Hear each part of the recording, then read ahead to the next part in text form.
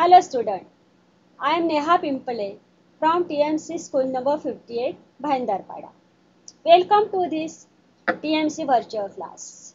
Student, now I want to do little chat with you and want to tell something about language and words.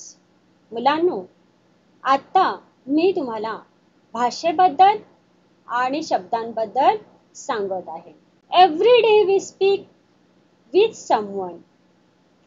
While we speak, we use language and words. When we speak with someone, sometimes we speak very carefully. Means we use kind words, soft language. Sometimes we speak harsh too. We use rude words. आपण रोज कोणाशी तरी बोलत असतो आणि बोलताना भाषेचा आणि शब्दांचा वापर करतो. कधी कधी आपण खूप काळजीपूर्वक बोलतो, म्हणजेच प्रेमाने बोलतो, प्रेमळ शब्दांचा वापर करतो. पण कधी कधी आपण रागाने सुद्धा बोलतो, कठोर शब्दांचा वापर करतो. In this way, words play very important role in language as well as in our life too. आणि अशा रीतीने शब्द भाषेसाठी खूप मोठी महत्त्वाची भूमिका बजावत असतो आणि आपल्या जीवनामध्ये सुद्धा. How can words hurt and inspire to us? The words that we use hurt other person, sentiment, emotion. We can make unhappy. We can make upset and disturb to someone when they are not used carefully. But बघा, जेव्हा आपण शब्द काळजीपूर्वक वापरत नाही, जेव्हा आपण एखाद्याशी काळजीपूर्वक बोलत नाही, तेव्हा आपण एखाद्याला दुःखी करतो, खिन्न करतो, उदास करतो. But when we use words carefully, we can make happy and inspire too. पण जेव्हा आपण काळजीपूर्वक बोलतो, जेव्हा आपण एखाद्याशी काळजीपूर्वक बोलतो, प्रेमाने बोलतो, तेव्हा आपण एखाद्याला आनंदित करू शकतो आणि प्रेरणा सुद्धा देऊ शकतो. आज आपल्याला अशीच एक नवीन कविता शिकायची आहे. कवितेचं नाव आहे ट्रूथ. ट्रूथ म्हणजे सत्य. आणि कवितेचे कवी आहेत बॅरीवेड. म्हणजेच ही कविता बॅरीवेड यांनी लिहिलेली आहे. So we are going to learn new poem, The Truth, from your English textbook, My English Book 8, page number 66. Truth means right statement, real, actual. The poem Truth is full of meaning for us. ही कविता खूप अर्थपूर्ण आहे आपल्यासाठी. I am telling you information about poet Barry Bede. Poet Barry Bede, born on 4 January 1939 in England. He is listed as a notable educator, author and poet. He is a published author. He is an editor of children's book. Barry Bade यांचा जन्म 4 जानेवारी 1939 रोजी इंग्लंडमध्ये झाला. ते एक नावाजलेले शिक्षण तज्ञ आहेत, लेखक आहेत, कवी आहेत आणि लहान मुलांसाठी असलेल्या पुस्तकांचे संपादक आहेत. या कवितेतून आपल्याला कवीने खूप छान असा मेसेज दिला आहे. The poet suggests to us from this poem that words are quite unforgettable. When we speak with someone, people do not use harsh words, unkind words, and those words which leave scar in mind or heart. कवी म्हणतात, शब्द विसरले जात नाहीत, ते खूप परिणामकारक असतात. भावना दुखावतात आणि म्हणून इतरांशी बोलताना आपण कठोर शब्द वापरू नयेत. Let see how word affect on us. शब्द कसे परिणाम करतात. Harsh words and rude words how affect us. We are going to learn from poem Truth. First, I am going to read entire poem. Stick and stones may break my bones, but words can also hurt me. Stone and sticks break only skin, while stones are ghosts that haunt me. Slant and curve the fall were swords, to pierce and stick inside me. Bats and bricks may ache through bones, but words can mortify me. Pain from words has left in scar on mind and heart that's tender. Cuts and bruises now have healed. It's words that I remember. Now I am explaining entire poem. Look at the first stanza. Stick and stones may break my bones, but words can also hurt me. In the first stanza, poet says about the pain caused by weapons and hurt caused by rude words, unkind words. Stick and stones hurt us physically, but we get hurt emotionally by rude words, harsh words. Only while words are ghosts that haunt me. Stone and sticks break only skin, white words are ghosts that haunt me. Poet says that wound cause our bodies heal up fast, but insult caused by words, caused by bitter words, caused by mean words, disturb our mind for a long period of time. When someone uses very mean words for us, we get hurt, we disturb, we emotionally disturb, we mentally disturb, we mentally upset by this word. आपण या कडव्याचं पुन्हा आपण मराठीतून ऐकूया, समजून घेऊया. बघा कवी काय म्हणतात. Stick and stones may break my bones, but words can also hurt me. कवी म्हणतात की स्टिक मीन्स काठ्या, स्टोन म्हणजे दगड, काठ्या आणि दगड मला मोडू शकतात. म्हणजे काठ्या आणि दगड सारख्या शस्त्रांनी मी जखमी होऊ शकतो, पण शब्द सुद्धा मला त्रास देतात, म्हणजे मी शब्दांनी सुद्धा जखमी होतो. काठ्या आणि दगड फक्त मला शारीरिक इजा पोहोचवतात. Stone and stick break only skin, म्हणजे मला शारीरिक इजा पोहोचवतात. Poet says that stick and stones like this weapon hurt me physically, but I hurt by harsh words too. मी कठोर आणि अप्रिय अशा शब्दांनी सुद्धा दुखावला जातो. आणि असे अप्रिय शब्द when someone use very mean words for us, जेव्हा एखाद्याने आपल्यासाठी खूप अप्रिय असे शब्द वापरले, हे शब्द आपल्याला वारंवार आठवत राहतात, भूतासारखे झपाटून जातात आणि ते सारखे सारखे आठवतात. हॉन्ट मी, हॉन्ट सारखे सारखे आठवणे, रिमेंबर अगेन अँड अगेन. तर असे हे शब्द आपल्याला आपल्यावर खूप मोठा परिणाम करत असतात. Look at the second stanza. Slant and curve fall swords, to pierce and stick inside me. Bats and bricks may ache through bones, but words can mortify me. The second stanza describes intense pain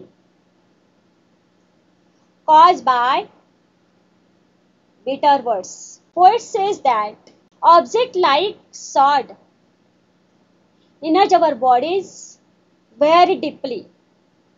But you don't think that harsh words, harsh language, rude words can also hurt equally. You don't think that such words making feel you unhappy. बघा कवीने दुसऱ्या कव्यामध्ये काय सांगितलेले आपण मराठीत समजून घेऊया. Slant and curve the full word sword to pierce and stick inside me. शब्द तलवारीसारखे धारदार असतात.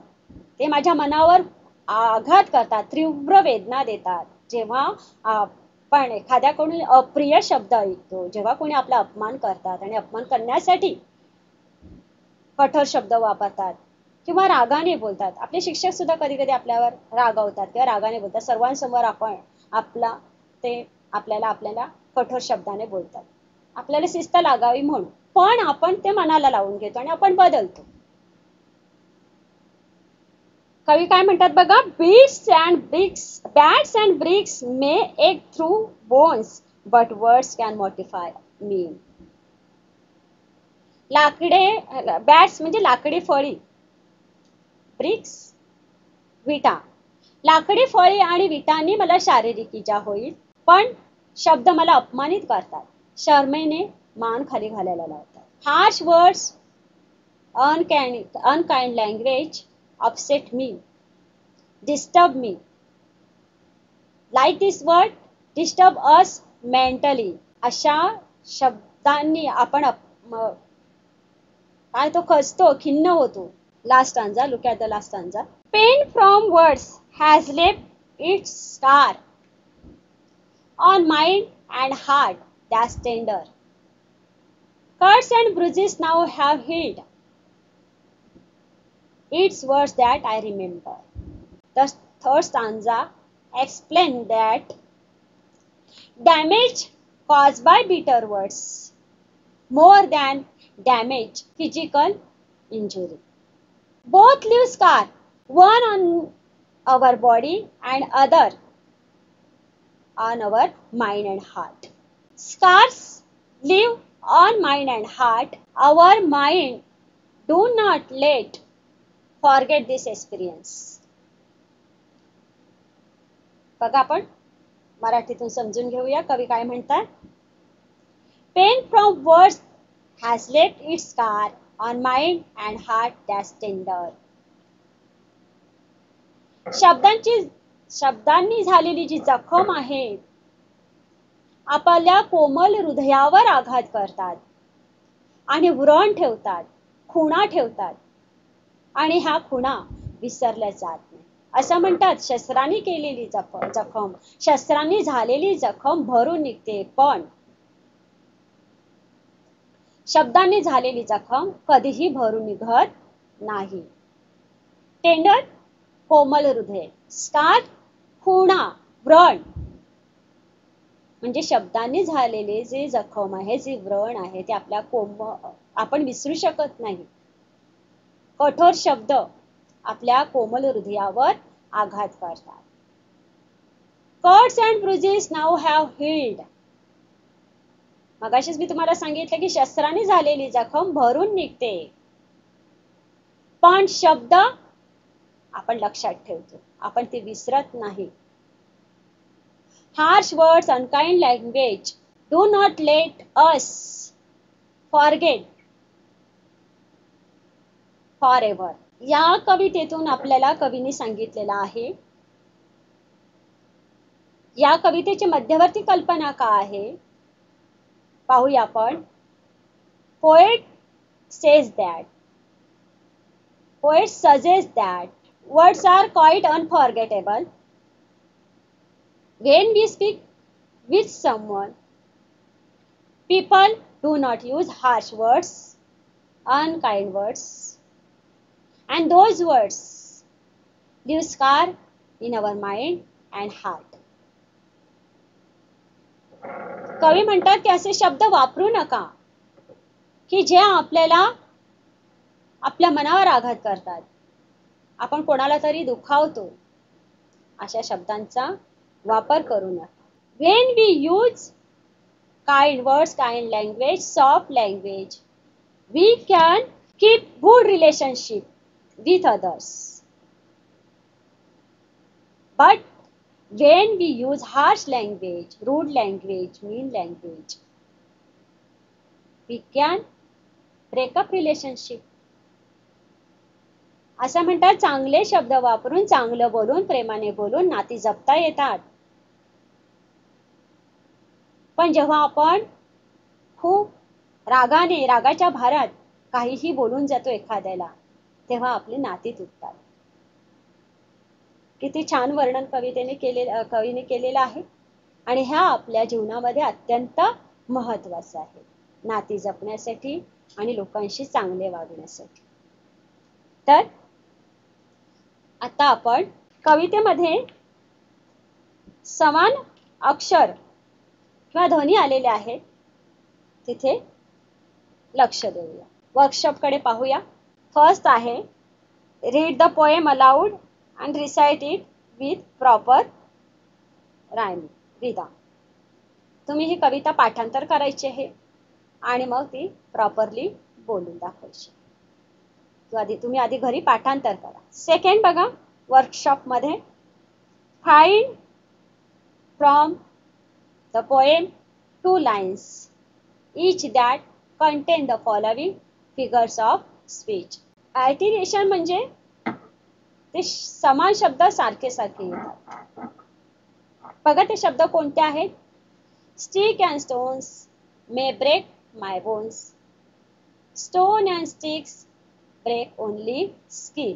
अल्टरेशन म्हणजे अनुग्रह, समान शब्द सारखे शब्द येतात. सेकंड बघा सांगितलेलं रिपीटेशन. रिपीटेशन पुनरावृत्ती, तेच ते शब्द पुन्हा पुन्हा येतात. Stick and stones may break my bones. Stones and sticks break only skin. आता आपण पोएम मध्ये जे सिमिलर वर्ड्स आहेत ते पाहूया. पेज नंबर 67 मध्ये आपल्याला थर्ड पॉइंट कडे पहा. Put out from the poem the synonym of. Synonym means similar words. First words injury, similar words bruises. Second, delicate, similar words of delicate, tender. Egg, similar word, scar. Embarrass, similar word, mortify. Cure, similar word of cure is healed. Put out from the poem antonyms. Antonyms opposite words, विरुद्धार्थी शब्द. First, forget. Opposite words of forget, remember. Second, flat and straight. Opposite of flat and straight is curve. Third, make. Opposite words of make, break. Next, rise. Opposite words of rise, fall. And last, outside. Opposite words, inside. Now, we are going to rhyming scheme of the stanza, first, second and third. यमक जुळणारे शब्द आपण पाहणार आहोत. पुस्तकाचा वापर करा. पुस्तकामध्ये खूण करा. यमक जुळणारे शब्द, शब्दांसाठी लेटर वापरले जातात, अक्षर वापरले जातात. आपण A, B, C असे लेटर, यमक दाखवण्यासाठी वापरणार आहोत. पहिल्या स्टांजामध्ये बघा यमक काय आहे. यमक शोधताना शेवटच्या शब्दांकडे लक्ष द्यायचं असतं. तर बघा, stick and stones may break my bones. हा बोन्स हा जो शब्द आहे तो त्याच्या नंतरच्या तिन्ही ओळीमध्ये कुठेही नाही, म्हणून त्याला ए नाव द्यायचं. त्याला ए नाव द्या. But words can also hurt me. दुसऱ्या ओळीमध्ये शेवटचा शब्द मी आहे, त्याला आपण बी नाव देऊया. तिसऱ्या ओळीमध्ये शेवटचा शब्द स्किन आहे आणि स्किन हा यमक जुळण्यासाठी कोणत्याही ओळीमध्ये नाही. शेवटची ओळ पाहूया. शेवटच्या ओळीतला शब्द आहे मी. दुसऱ्या ओळीत सुद्धा मी आला आहे आणि शेवटच्या ओळीत सुद्धा मी आले आणि दुसऱ्या ओळीला आपण नाव दिलं आहे बी. तर या शेवटच्या शब्दाला सुद्धा आपण नाव देऊया B. The first stanza shows rhyming words, rhyming scheme that A, B, C, B. आता दुसऱ्या स्टांजाकडे पाहूया. पुस्तकात तुम्ही खुणा करून घ्या, नाव द्या, पेन्सिलीचा वापर करा. दुसऱ्या कडवतलं पहिली ओळ बघा आणि पहिल्या ओळीमधला शेवटच्या शब्दाकडे लक्ष द्या. Slant and curve the fall word sawed. Sawed हा जो पहिल्या ओळीतला जो शब्द आहे या तिन्ही ओळीमध्ये तिन्ही ओळीच्या शेवटी कुठेही दिसत नाही, म्हणून त्याला ए नाव द्या. Second line, look at the second line. Last word B, me, put the name B. Third line of second stanza, bats and bricks may ache through bones. Bones हा word आहे, तो आपल्याला कुठेही दिसत नाही त्या ओळींमध्ये शेवटी, म्हणून त्याला सी नाव द्यायचं. आणि पुन्हा सेकंड स्टांजा मध्ये शेवटची ओळ, last line of second stanza shows word me and line of second line of second stanza last word shows me. Therefore last line shows me, put name B. In this way the rhyming scheme of second stanza is A, B, C, D. Now look at the third stanza. First line of third stanza and last word shows scar. आणि scar हा शब्द या पुढच्या तिन्ही ओळीमध्ये शेवटी दिसत नाही आहे. So put name A. त्याला A नाव द्या. Second line of third stanza, last word tender. Now these words as like remember. Last line of third stanza, last words. So put them B. त्याला B नाव द्या. आता तिसरी ओळ वाचा चौथ्या कडव्यातली. Cuts and bruises now have healed. Healed हा शब्द या तिन्ही ओळींमध्ये कुठे नाही, म्हणून त्याला C नाव द्या. Put name C. A, B, C, B. In this way rhyming scheme of third stanza is A, B, C, B. Student, विद्यार्थ्यांनो, हे जे शब्द आहेत ते तुम्ही लक्षात ठेवा, बाय हार्ट करा. By heart this opposite words and also similar words too, and learn by heart hard words, new words. Learn by heart words of poem or read the poem. कविता वाचायची असेल तर तुम्हाला शब्द पाठांतर करावे लागेल आणि म्हणून शब्द पाठांतर करा, लक्षात ठेवा आणि पूर्ण कविता पाठांतर करा, लिहून काढा. थँक्यू.